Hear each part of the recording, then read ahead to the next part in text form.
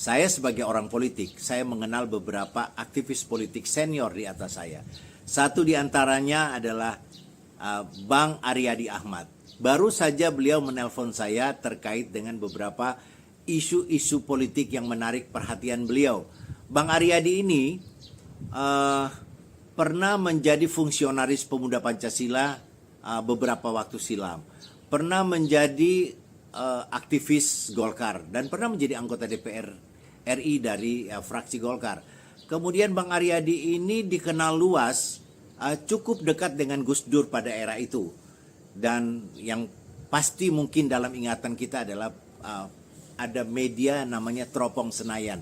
Nah, Teropong Senayan ini penggagasnya atau pendirinya adalah Bang Aryadi.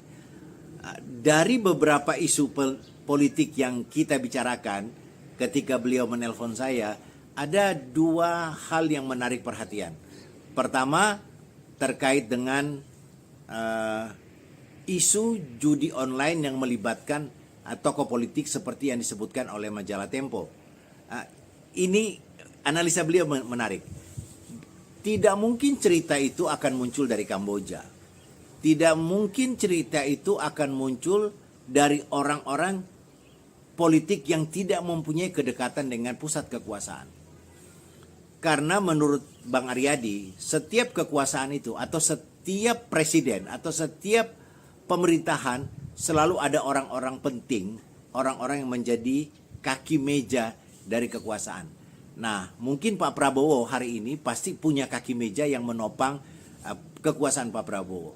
Nah, satu di antaranya adalah orang yang disebut oleh majalah Tempo menjadi salah satu kakinya Pak Prabowo.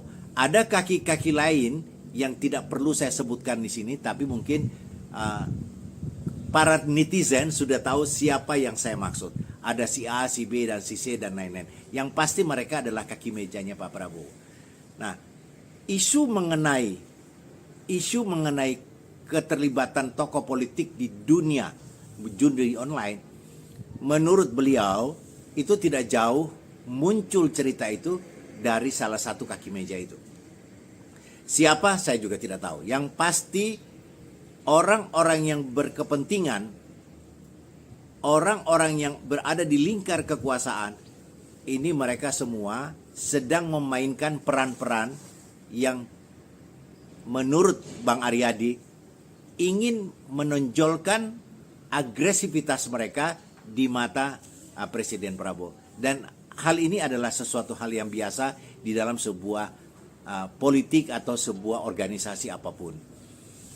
Nah, siapa orang-orang itu yang kemudian menjadi narasumber dari majalah Tempo, tentu hanya Tempo yang tahu. Tetapi yang pasti Tempo sudah memberikan ruang untuk mengklarifikasi, untuk mendiskusikan apakah benar tokoh ini terlibat di dalam judi online. Tempo sudah memberikan ruang untuk itu. Jadi saya kira isu judi online ke depan akan bergulir yang sampai pada satu titik kita tidak tahu. Apakah ini akan mempengaruhi konstelasi politik di internal kaki meja Pak Prabowo? Kita menanti apa sesungguhnya akan terjadi. Isu yang kedua juga penting, tapi saya kira tidak perlu saya sampaikan pada kesempatan hari ini, yaitu beberapa teman-teman kita aktivis yang sedang antri menunggu dipanggil oleh Presiden Prabowo. Salam.